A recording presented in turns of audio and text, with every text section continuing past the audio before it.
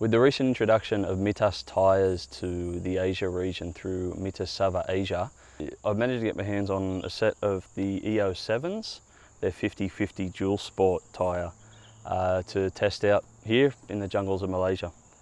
The tyre itself is a chevron pattern with good sized side lugs in there as well for that extra bit of grip and the soft stuff. The tread depth on the rear measures about 13 millimetres depending on where you're measuring from. On the front it's about 7 millimetres deep, which seems to suggest that the tyres are designed to wear at the same speed, which will mean that you change them out at the same time, which means a fresh set of rubber instead of doing the usual thing of changing out the rear only and the front already being half worn. The rear tyre has this raised strip of rubber that runs around the centre of the tyre itself. It's about 3 millimetres tall. And once the tyres get a lot of kilometres on them, that seems to be there to extend it just a little bit longer, squeeze a bit of extra life out of the tyre, while maintaining a little bit of off-road ability by still having the tread either side of the wear bar. On the road, these things are about as good as you're going to get for a 50/50 tyre. The shorter lugs on the front mean that there's very little wander on the road.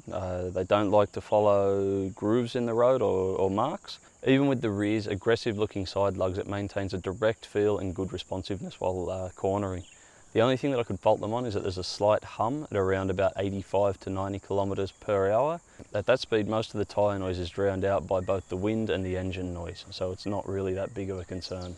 In loose stone and gravel, the E07's damping ability, its flex in the tread area, actually does a very good job of deflecting over stones and rocks, which means the ride's more comfortable, and it keeps particularly the front from deflecting off any large stones. Changes of direction in the loose stuff remain sure-footed due to the large spacings in between the side lugs and the main lugs. It allows the tyre to really hook up well even when pushing hard. The side lugs are also large enough so that they don't deflect while turning, meaning you don't get any sort of wander or step out while you're turning unless you really throttle on hard. As you increase speed through the turns, the tyres develop a little bit of a mismatch between the front and rear grip. The front will step out before the rear does, which means that you've got to be a little bit careful with how you approach these tyres. But like I said, they do maintain good feel, good responsiveness, so you only require small inputs to recover from any kind of step out. Now in the mud, I've used tyres with a very similar pattern in the past, and I was not very impressed with them. So I was a little bit hesitant to take them in the mud in Southeast Asia. The stuff that's here can be somewhat of a nightmare at times. But I was pleasantly surprised.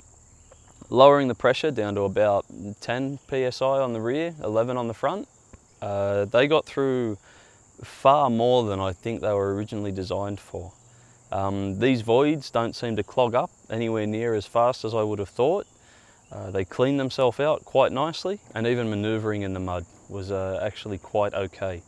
I think the sharper angle of this chevron shape, particularly on the front, helps with maintaining that traction. So yeah, with lower pressures, a little bit of momentum, and get those side lugs digging into the mud a little bit, they do quite an admirable job dealing with most muddy situations. Now sand's a big issue for any kind of dual sport tyre, particularly one that's only aimed at 50/50 riding. But once again, the E07's performed admirably. The tread actually flattens out very nicely. You can see when it's deflated, it's quite a flat tread.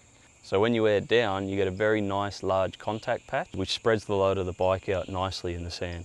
Once again, the fronts, very shallow knobs, so they tend to lose traction a lot faster in the sand than the rear will. So you've just got to be a little bit more careful than if you were running a fully dedicated knobby tyre. But still, more than happy to take them through short sections of sand. Okay, durability. Because I've only had these tyres for a short time, I've got some up here, they're also mounted down on the bike there. Durability is still a little bit difficult to judge, but I have heard reports of these things getting upwards of 14,000 kilometres out of a rear, which is good news. One of the benefits of using Mitas tyres is that they also have a tougher version of their tyre, which they designate as a Dakar version.